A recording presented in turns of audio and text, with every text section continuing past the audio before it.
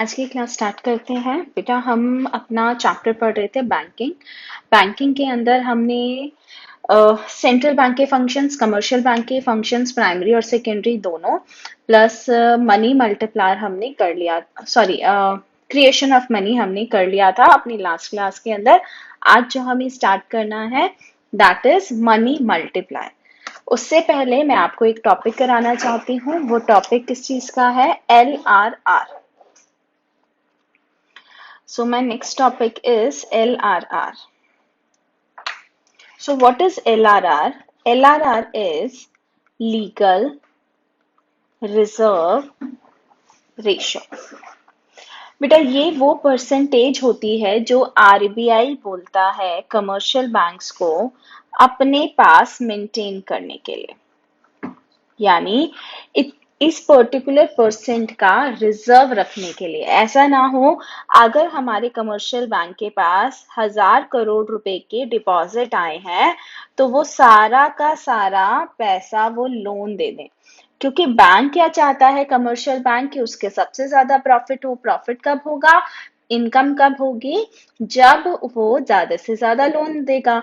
तो यहाँ पर रिजर्व बैंक ऑफ इंडिया कहता है कि नहीं भाई देखो, मैं तुम्हारी गारंटी ले रहा हूँ, मैं तुम्हें डायरेक्टिव्स देता हूँ, मैं तुम्हें कंट्रोल करने की कोशिश करता हूँ। तो इस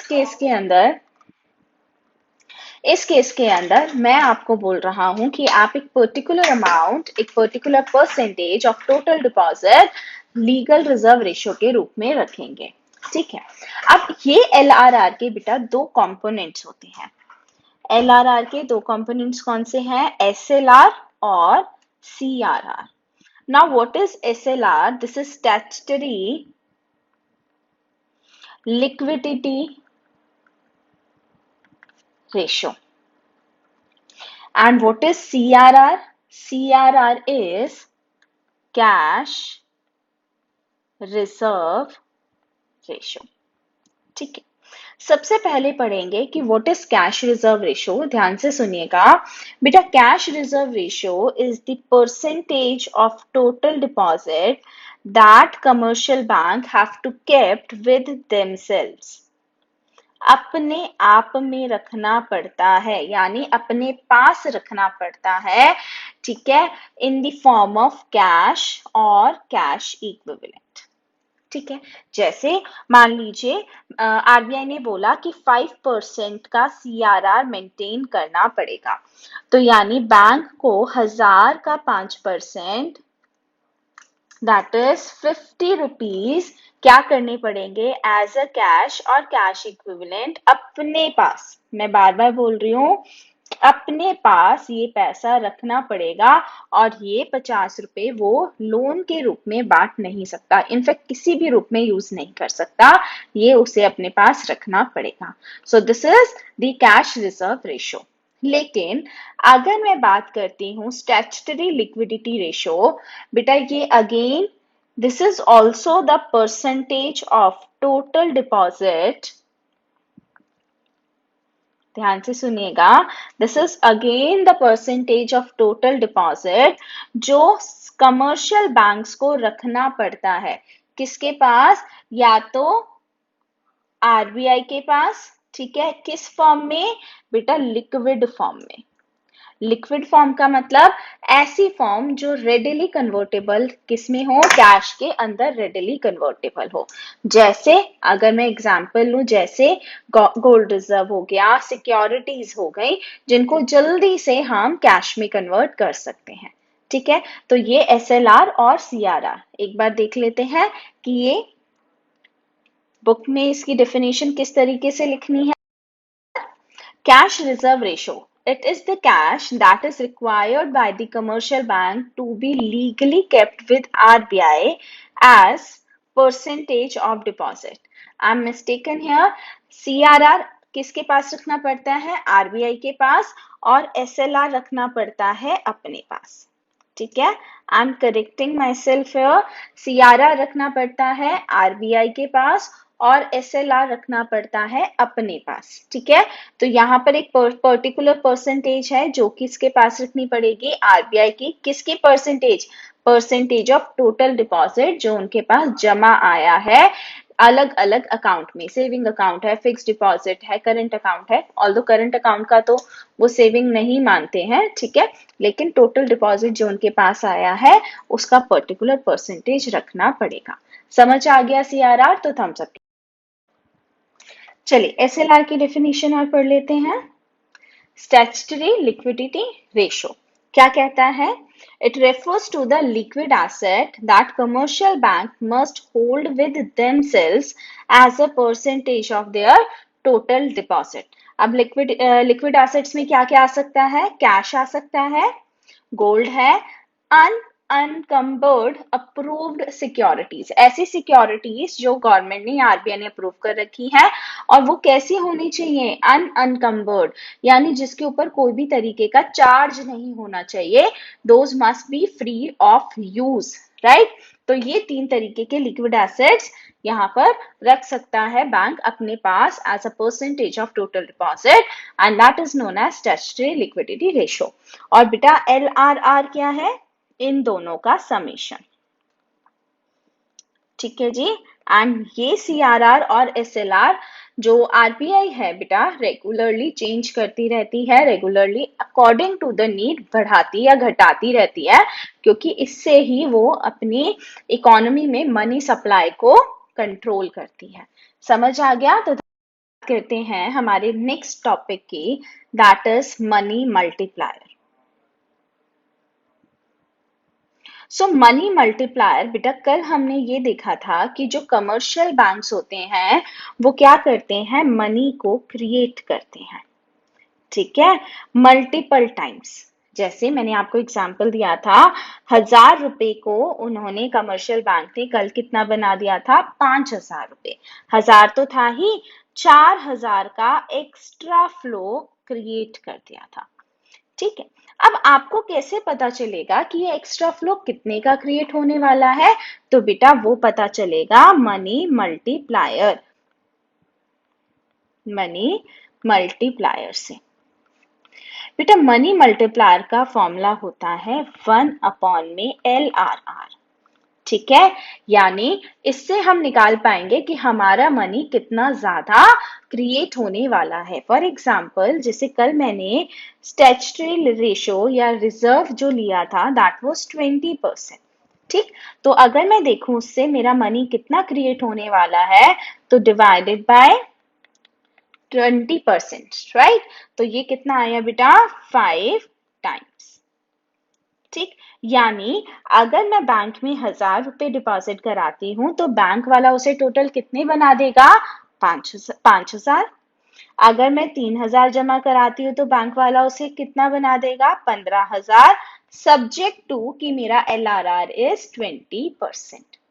अगर यही LRR यानी liquid ratio, legal reserve ratio अगर हमारा 10% होता, if LRR is 10%, तो मनी मल्टीप्लायर कितना होता? 1/10%, दैट इज 10 टाइम्स। यानी अगर मैं 1000 रुपए इनिशियल डिपॉजिट रख रही हूं तो मेरा मनी कितना हो जाएगा टोटल?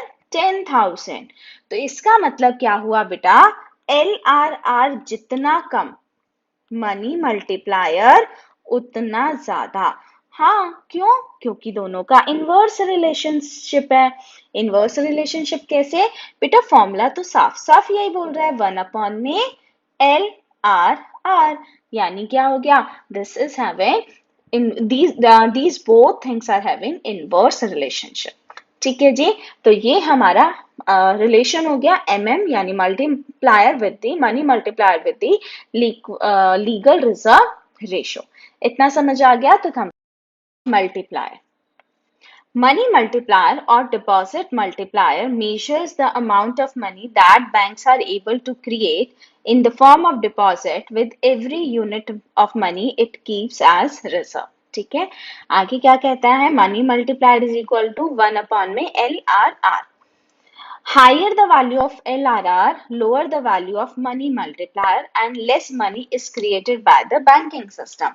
क्योंकि अगर मान लीजिए बैंक के पास 1000 रुपए आए हैं और उसमें से वो 200 रुपए का रिजर्व रख रहा है, तो बेटा मनी क्रिएशन जो वो कर पाएगा वो 800 से ही कर पाएगा और अगेन फिर 20% रखेगा। फिर इस तरीके से क्या है, एक लार्ज अमाउंट उसके पास अपने पास रखना, उसे अपने पास रखना होगा in the form of LRR। ठीक है, लेकिन अगर यही LRR कम होगा then he can it can use more money for granting loan and creating the money. Money creation by commercial bank raises the national income. ध्यान से देखिएगा बेटा, आज मैं ये क्वेश्चन करवा रही थी तो यहाँ पर आपके नेशनल इनकम से जो रिलेशन आया है उसके ऊपर एमसीक्यूज थे।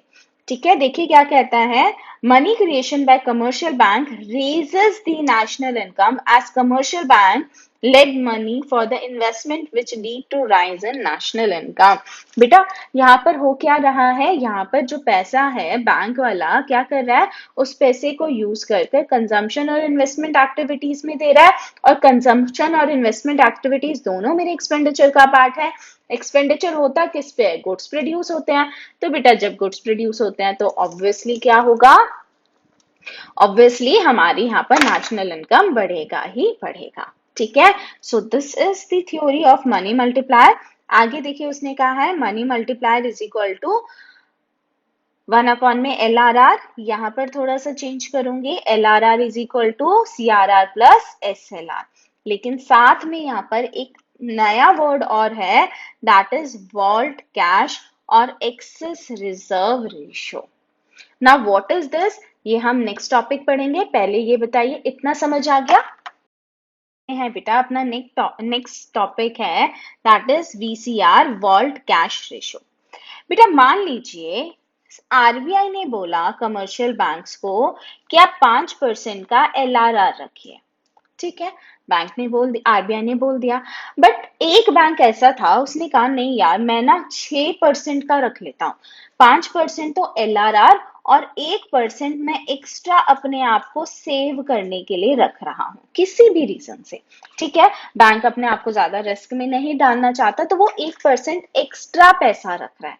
और बेटा वो एक्स्ट्रा पैसा किस चीज के लिए, क्या क्या कहलाया जाएगा, that is the excess reserve ratio, यानी वो रिजर्व रेशो जो आरबीआई ने नहीं बोला फिर भी बैंक ने अपनी तरफ से रखी है, and this is also called vault cash ratio. ठीक है, देखिए क्या कहता है, it is the amount of cash voluntarily, अपने आप से, kept by the bank in the vault as same percentage of total deposit. ठीक है, तो वो जो 1% एक्स्ट्रा रखा है that is known as extra amount of reserve, vault cash reserve. समझ आ गया तो thumbs up. Next topic is cash deposit ratio. Now what is cash deposit ratio? Bacha, it is a ratio of cash kept, saving kept as a cash and in bank. इसका मतलब मान लीजिए mister Ram है, mister Ram 40,000 रुपए महीने का कमाते हैं, उसमें से उनके 30,000 रुपए खर्च हो जाते हैं, तो उनकी सेविंग कितनी हुई बेटा, 10,000 की। इस 10,000 में से वो क्या करते हैं, 8,000 तो बैंक में रखते हैं और 2,000 रुपए अपने पास कैश में रखते हैं। तो मैं ये जानना चाहती हूँ what is the cash deposit ratio of mister Ram. तो यानी cash money held in cash upon में मनी हेल्ड इन बैंक, यानी जितना पैसा वो कैश में रखते हैं अपॉन में जितना पैसा वो बैंक में रखते हैं, that is known as cash deposit ratio। 2,000 upon में 8,000, so this is my cash deposit ratio। देखिए क्या कहता है, करेंसी और cash deposit ratio refers to the ratio between money held by people in cash and money held by people in bank।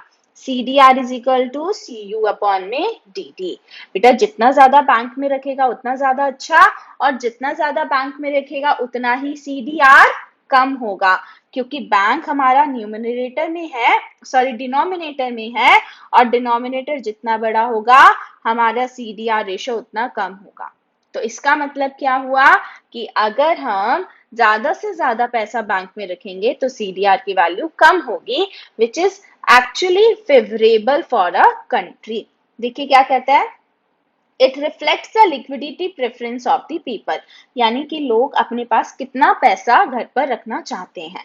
Higher the ratio greater the preference of liquidity, यानी अगर ये ratio ज्यादा होगी तो इसका मतलब लोग अपने पास कैश घर में ज्यादा रखते हैं।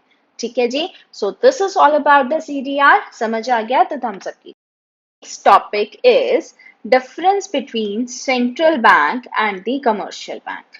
तो बेटा डेफिनेशन से लेकर उसके फंक्शंस तक यहाँ पर एक एक का पॉइंट बना रखा है, तो हम एक बार रीडिंग कर लेते हैं। कोई पॉइंट अगर हमें नया लगेगा तो हम साथ के साथ समझ लेंगे। तो देखिए, कहता है difference between central bank and the commercial bank. सबसे पहला स्टेटस, ठीक है।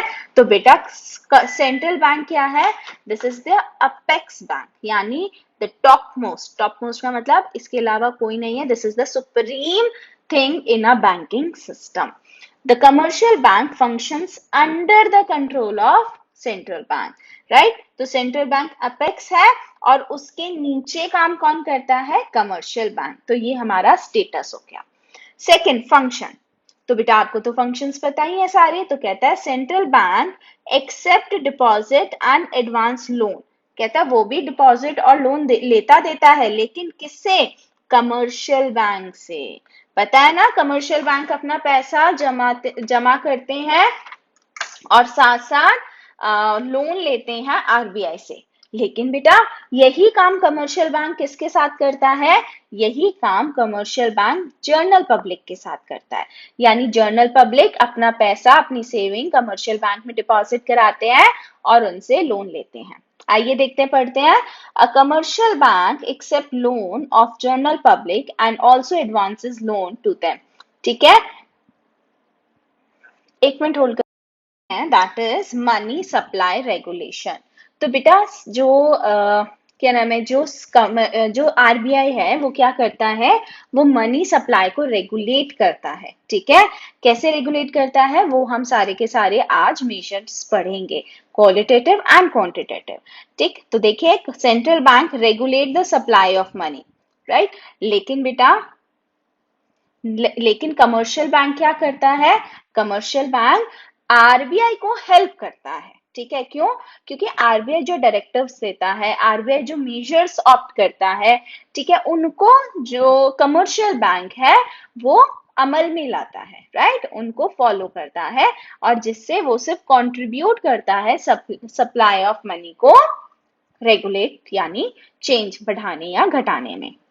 नेक्स्ट कहता है कस्टोडियन ऑफ फॉरेक्स रिजर्व। तो मैंने आपको कल ही पढ़ाया था functions of the central bank. हमारा central bank custodian of forex reserve है, यानी हमारा जितना भी फॉरेक्स है वो किसके अंडर रहता है, यानी कौन रेगुलेट करता है, central bank.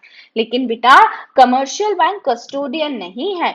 Commercial bank cell purchase जरूर करता है, और वो भी किससे अथॉरिटी लेता है, वो भी RBI से अथॉरिटी लेकर सेल परचेज करता है, लेकिन कस्टोडियन तो सिर्फ कौन है, RBI, right. Next, note issuing authority.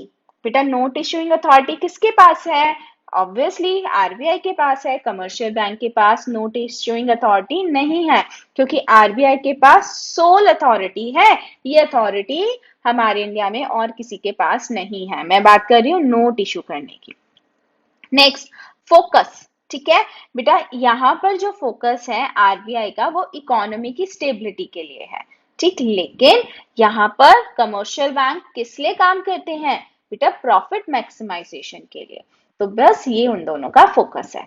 सारे पॉइंट्स अगर समझ आ गए एक बार देख लीजिए, पढ़ लीजिए, और कोई डाउट है तो करेंगे। बहुत दिनों से सुन रहे हैं measures, qualitative measures, quantitative measures, ये है क्या बेटा, हमारे यहाँ पर जो मनी सप्लाई है, ठीक है, मनी सप्लाई का मतलब कि हमारे यहाँ पर मनी का फ्लो कितना है, ज्यादा है तो यानी लोगों के पास इनकम और खर्चा करने के लिए ज्यादा पैसा है, और कम है तो इसका मतलब हमारे यहाँ पर इनकम और एक्सपेंडिचर करने के लिए पैसा कम है। और इसको जो कंट्रोल करता है वो कौन करता है बेटा? आरबीआई करता है। कैसे कंट्रोल करता है? तो बेटा दो मेजर्स लेकर। गवर्नमेंट तो करती करती है, देखो मैं आपको हमने गवर्नमेंट वाली पॉलिसी में, गवर्नमेंट बजट वाले में भी पढ़ा था कि जो मनी सप्लाई है वो दो तरीके से कंट्रोल होता है। एक तो करती है गवर्नमेंट थ्रू फिस्कल पॉलिसी, और दूसरा करता है आरबीआई थ्रू मॉनेटरी पॉलिसी। ठीक है, तो हमने गवर्नमेंट वाले में पढ़ लिया था कि वो अपना खर्चा बढ़ाकर या कम कर कर मनी सप्लाई को कम या ज्यादा करती है। लेकिन आरबीआई वाले अब हम पढ़ने वाले हैं, तो आरबीआई मॉनेटरी पॉलिसीज को यूज करके मनी की सप्लाई को कम या ज्यादा करती है। बट वो करती क्यों है? तो बेटा हमारे यहाँ पर इकोनॉमी के अंदर जब तक स्टेबिलिटी है, स्टेबिलिटी का मतलब क्या हो गया? जितना हम एक्स्ट्रा प्रोडक्शन कर रहे हैं, ग्रोथ कर रहे हैं, अगर मनी सप्लाई उसके अकॉर्डिंग बढ़ रही है या घट रही है तो दैट इज ओके। लेकिन अगर उसके अकॉर्डिंग काम नहीं कर रही तो हमारे यहाँ पर दो सिचुएशन आती हैं, one is deflation and second is inflation. ठीक है, डिफ्लेशन का मतलब होता है कि हमारे यहाँ हमारी इकोनॉमी के अंदर मंदी चल रही है, यानी मनी का फ्लो कम है। ठीक है, यानी लोग क्या कर रहे हैं? खर्चा कम कर रहे हैं, खर्चा कम कर रहे हैं तो इनकम कम, इनकम कम और प्रोडक्शन भी साथ साथ कम। लेकिन बेटा दूसरा क्या है? इन्फ्लेशन, जिसको हम महंगाई बोल सकते हैं। ठीक है जी, महंगाई यानी यहाँ पर मनी फ्लो ज्यादा हो रहा है लोगों के अंदर। ये है कि हम ज्यादा जल्दी से जल्दी अपने यहाँ पर रिटर्न करें, इन्वेस्टमेंट करें, प्रोडक्शन करें, तो यहाँ पर मनी सप्लाई बहुत ज्यादा है। और ये दोनों ही सिचुएशन जब अनकंट्रोल्ड हो जाती हैं तो हमारी इकोनॉमी के लिए बहुत खतरनाक होती हैं। ठीक है, अगर मैं आज की बात करूं तो हमारे यहाँ पर फिलहाल डिफ्लेशन का माहौल चल रहा है ड्यू टू कोविड, राइट? तो हमें इन दोनों सिचुएशन में आरबीआई जो मेजर लेती है वो पढ़ना है। अब आरबीआई करेगी क्या? मैं आपको पूरा का पूरा एक स्ट्रक्चर बता रही हूँ, फिर हम मेजर्स पर चलेंगे। सीधी सिंपल सी बात बताओ, डिफ्लेशन है, ठीक है, इकोनॉमी के अंदर डिफ्लेशन है। डिफ्लेशन का मतलब क्या है? कि मंदी चल रही है, हमारे यहाँ पर मनी सप्लाई कम है। ये तो हो गई मेरी सिचुएशन। अब मेरे को इसके मेजर लेने हैं, करेक्टिव मेजर, यानी मैं ऐसा क्या करूं जो ये ठीक हो जाए। तो बेटा मैं कुछ ऐसा करूंगी कि जिसकी वजह से ये मनी सप्लाई बढ़ जाए, है ना? यानी इस मनी सप्लाई के बढ़ने का मतलब क्या है? कि पब्लिक के हाथ में ज्यादा पैसा पहुंच जाए। यही तो मेरा करेक्टिव मेजर होगा कि जब मैंने ये कहा कि भाई हमारे यहाँ पर मंदी की सिचुएशन है तो मैं कुछ ऐसा काम करूंगी जिससे हमारी मनी सप्लाई बढ़ जाए। यानी मनी सप्लाई बढ़ने का मतलब अगेन बता रही हूँ कि पब्लिक के हाथ में ज्यादा पैसा हो। अब वो कैसे होगा वो आगे डिस्कस करेंगे। और सेकंड चीज क्या है बेटा? इन्फ्लेशन। इन्फ्लेशन के अंदर क्या है? महंगाई है। महंगाई का मतलब क्या हुआ? लोग ज्यादा पैसे खर्च कर रहे हैं क्योंकि मनी सप्लाई ज्यादा है। ये तो हो गई मेरी सिचुएशन। अब मुझे कुछ ऐसा करना है, करेक्टिव मेजर क्या लेना है? बेटा मुझे करेक्टिव मेजर लेना है कि मुझे मनी सप्लाई कम करना है। इसका मतलब लोगों के हाथ में, पब्लिक के हाथ में पैसे को कम करना है। ठीक है, यही दोनों सिचुएशन और करेक्टिव मेजर्स आरबीआई भी अपनाती है। कैसे अपनाती है? Via two monetary policies. कौन कौन सी मॉनेटरी पॉलिसीज होती है बेटा? क्वांटिटेटिव मेजर्स एंड सेकेंड है क्वालिटेटिव। ठीक है जी, तो आइए बेटा क्वांटिटेटिव के अंदर क्या क्या होता है एक बार पढ़ लेते हैं। सबसे पहले मॉनेटरी पॉलिसी के बारे में, how does the central bank control money supply. तो यहाँ उसने आपको क्वेश्चन के फॉर्म में ही दे दिया, बताइए समझाइए कि जो हमारा आरबीआई है वो मनी सप्लाई को कैसे कंट्रोल करता है। The instruments of monetary policy of central bank are broadly classified as quantitative instrument and qualitative instrument. Quantitative के अंदर bank rate, repo rate, CRR, SLR, open market operations आते हैं। यानी तीन चीजें हमारी क्वांटिटेटिव और तीन ही चीज क्वालिटेटिव में आएंगे। तो आइए सबसे पहले क्वांटिटेटिव का फर्स्ट पॉइंट पढ़ते हैं, bank rate and repo rate. चलिए जी, बात करते हैं बैंक रेट की। क्या होता है बेटा? What is bank rate? It is a rate at which RBI gives loan to the commercial bank. ठीक है, it is the rate at which RBI gives loan to the commercial bank. और ये कौन से लोन होते हैं बेटा? ये यूजुअली लॉन्ग टर्म लोन्स होते हैं। ठीक है, तो मान लीजिए आरबीआई ने ये रेट रखा हुआ था 5%। ठीक, अब हुआ क्या, सिचुएशन क्या है, ध्यान से देखिएगा। मेरे यहाँ पर सिचुएशन है, काम करते हैं, इसको ऐसे लिखते हैं। मेरे यहाँ पर सिचुएशन है इन्फ्लेशन की। ठीक है, मेरे यहाँ सिचुएशन इन्फ्लेशन की है, यानी मेरे यहाँ पर मनी सप्लाई बहुत ज्यादा है इकोनॉमी में। अब होगा क्या, आरबीआई सोचेगी यार मैं जितना ज्यादा लोन कमर्शियल बैंक को दूंगी, कमर्शियल बैंक आगे पब्लिक को उतना ज्यादा लोन देगा। और अगर पब्लिक के पास बहुत ज्यादा लोन आएगा तो वो खर्चा ज्यादा करेगी। तो आरबीआई क्या करती है? आरबीआई इस बैंक रेट को बढ़ा देती है। ठीक है, अभी ट्रिक बताऊंगी बेटा, अच्छे से लर्न हो जाएगा, पहले समझ लीजिए। ठीक है, वो इस बैंक रेट को बढ़ा देती है। मान लीजिए वो बैंक रेट कर दिया 8%।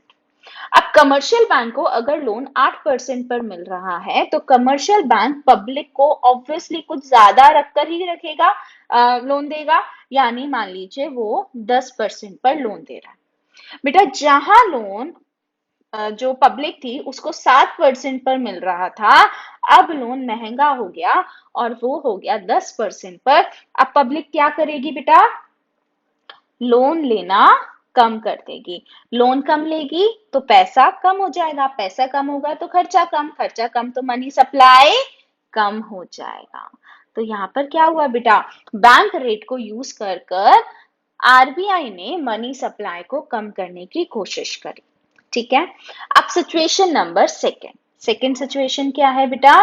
डिफ्लेशन की। आप खुद अब सोच सकते हैं, यहाँ पर अब सिचुएशन है, यहाँ मनी सप्लाई कम है, बढ़ाना है। तो आरबीआई क्या करेगी? आरबीआई इस लोन रेट को यानी बैंक रेट को कम कर कर 3% कर देगी। जब आरबीआई यहाँ 3% करेगी तो कमर्शियल बैंक क्या करेंगे? लोन 5% पर देंगे। जहां लोन उन्हें 7% पर मिल रहा था पब्लिक को, अब लोन अगर 5% में मिलेगा तो लोग ज्यादा लोन लेना स्टार्ट करेंगे। ज्यादा लोन लेंगे तो लोगों के पास पैसा ज्यादा होगा, खर्चा ज्यादा, खर्चा ज्यादा तो प्रोडक्शन भी ज्यादा। तो इसका मतलब क्या हुआ बेटा?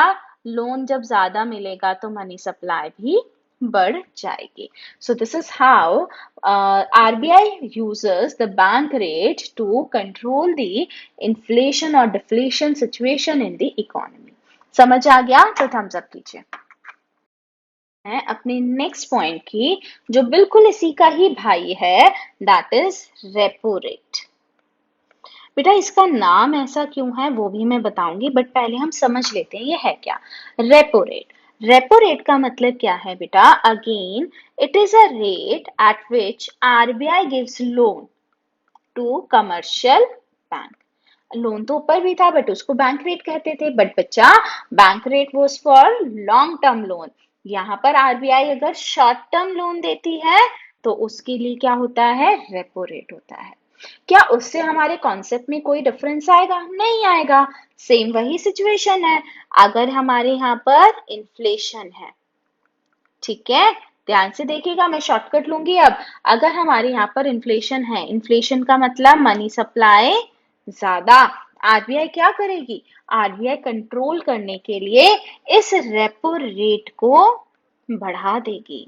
मान लीजिए ये रेपो रेट था पहले 5%, गवर्नमेंट ने देखा अच्छा हमारी इकोनॉमी के अंदर इन्फ्लेशन है, उसने इसको 8% कर दिया। अब क्या होगा? जैसे ही लोन महंगा हो गया, कमर्शियल बैंक कम लोन लेंगे और आगे पब्लिक कम लोन लेगी, तो उनके पास लोन अगर कम जाएगा तो मनी सप्लाई अपने आप में कम हो जाएगा, ठीक है। एंड वाइस वर्सा, अगर हमारी सिचुएशन डिफ्लेशन की है यानी मनी सप्लाई कम है, तो आरबीआई क्या करेगी, इस रेपो रेट को घटाकर 3% कर देगी। जैसे ही लोन, शॉर्ट टर्म लोन अगर हमें सस्ता मिलेगा तो हम जो कमर्शियल बैंक है वो ज्यादा लोन लेना स्टार्ट करेंगे और आगे ज्यादा लोन देना स्टार्ट करेंगे। जैसे ही लोन बढ़ा देंगे तो लोन बढ़ते ही मनी सप्लाई बढ़ जाएगा, ठीक है। So this is the function of repo rate to control the money supply. समझ आ गया? तो एक बार, quantitative instruments, these are those instruments of monetary policy which focus on overall supply of money in economy. Bank rate and repo rate, both bank rate and repo rate are rates at which commercial bank can borrow money from RBI, यानी commercial bank RBI से उधार ले रही है। By varying these rates, RBI can impact the credit creation capacity of the commercial bank in many ways, ठीक है, अलग अलग तरीके से। Bank rate. Bank rate is the rate at which central bank of country lends money to commercial bank to meet their long term needs. अब इसका effect क्या होगा? इंक्रीज इन बैंक रेट, कहता है अगर मैं बैंक रेट बढ़ाता हूं तो इसका मतलब क्या हुआ, बैंक रेट महंगा हो गया तो लोन महंगा हो गया, लोन महंगा हो गया तो पब्लिक लोन लेना कम करेगी, लोन लेना कम करेगी तो मनी सप्लाई अपने आप कम हो जाएगा। देखिए, it increases the cost of borrowing from RBI which leads to decrease in the lending by commercial banks, ठीक है।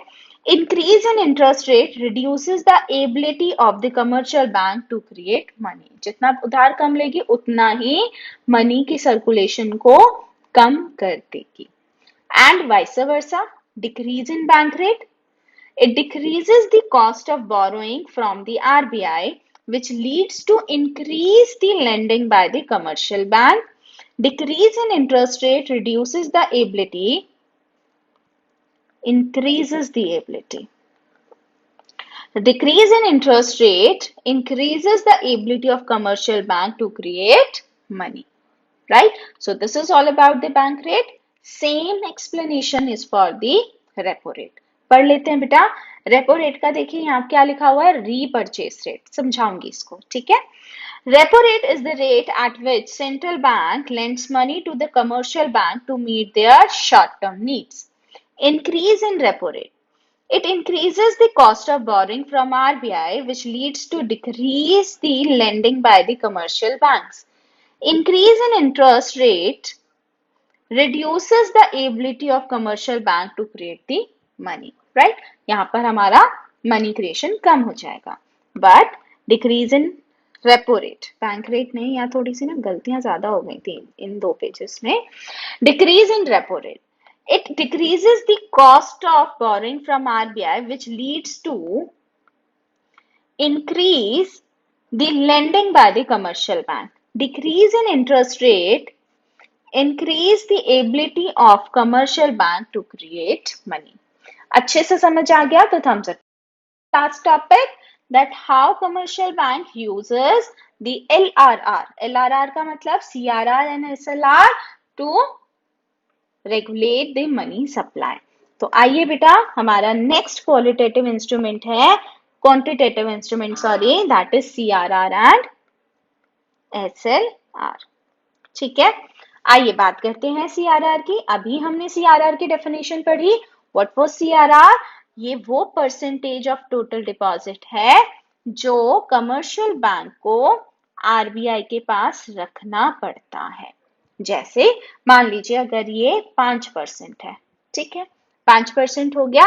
अब उस केस के अंदर क्या होगा, अगर हमारे बैंक के पास 1000 रुपए के डिपॉजिट आते हैं तो 50 रुपए उसे रिजर्व रखना पड़ेगा, यानी वो सिर्फ कितना पैसा वो फ्लो के अंदर यूज कर सकती है, 950, ठीक है। अब अगर सिचुएशन है इन्फ्लेशन की, ध्यान से सुनिएगा, अगर सिचुएशन है इन्फ्लेशन की यानी मनी सप्लाई ज्यादा है, अब मनी सप्लाई को कम करना है, आरबीआई क्या करती है, इस रिजर्व रेशियो को बढ़ा देती है। कैसे? वो 5% की जगह उसको 10% कर देगी।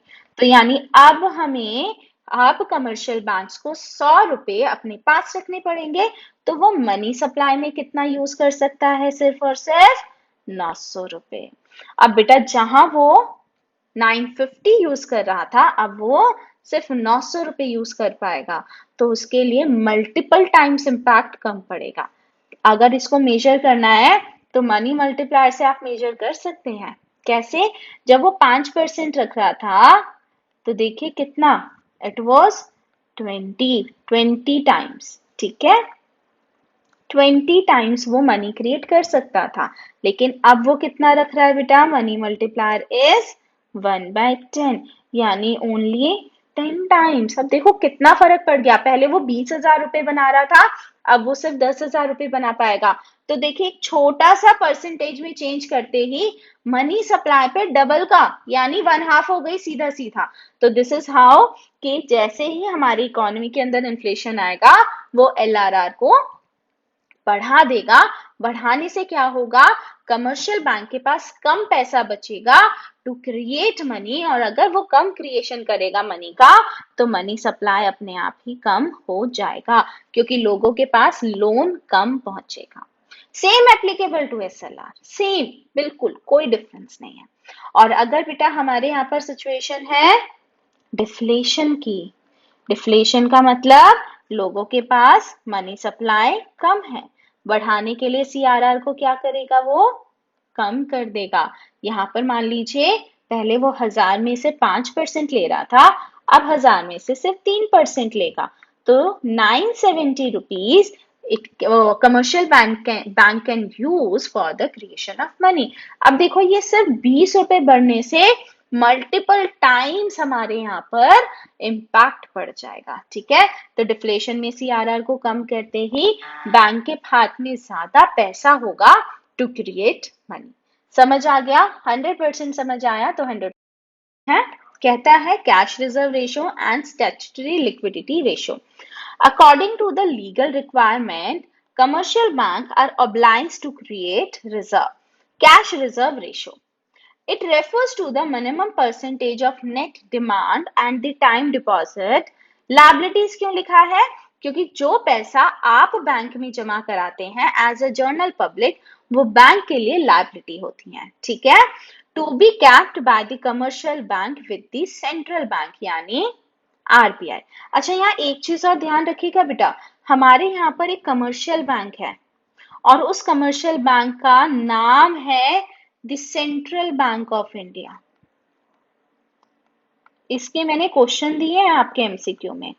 उस बैंक का नाम है the central bank of India, और वो बना कब था? 1950 में, and it was the first public bank, ठीक है, जिसको गवर्नमेंट बैंक बोलते हैं, after the independence. It was the first. बहुत कम लोग जानते हैं सेंट्रल बैंक के बारे में, मेरे फादर वहीं से रिटायर हुए हैं, राइट। तो अगर आपके पास आता है कि bank central bank of India, ठीक है, ये कमर्शियल बैंक है, तो बेटा yes it is a commercial bank, ठीक है। तो ये क्वेश्चन डाला है, ध्यान रखिएगा, ठीक। चलिए back to the normal question. तो हमारा सेंट्रल बैंक क्या है? अगर सिर्फ सेंट्रल बैंक की बात करेंगे तो क्या है? आरबीआई है। The central bank of India क्या है? वो हमारा एक कमर्शियल बैंक है। चलिए अब इम्पैक्ट पढ़ लेते हैं। Increase in CRR. Increase in CRR reduces the amount available for providing loan, which limit the creating power of the commercial bank. And vice versa. Decrease in CRR. Decrease in CRR increases the amount available for providing loan, which extend the credit creation power of the commercial banks. ठीक है। आइए same situation SLR के लिए जल्दी से पढ़ लीजिए। मैं 5 मिनट दे रही हूँ, आराम से, मतलब लाइक रीड इट, और अगर किसी में कोई दिक्कत है तो बताइए। सेम है, सिर्फ नाम चेंज है यहाँ पर।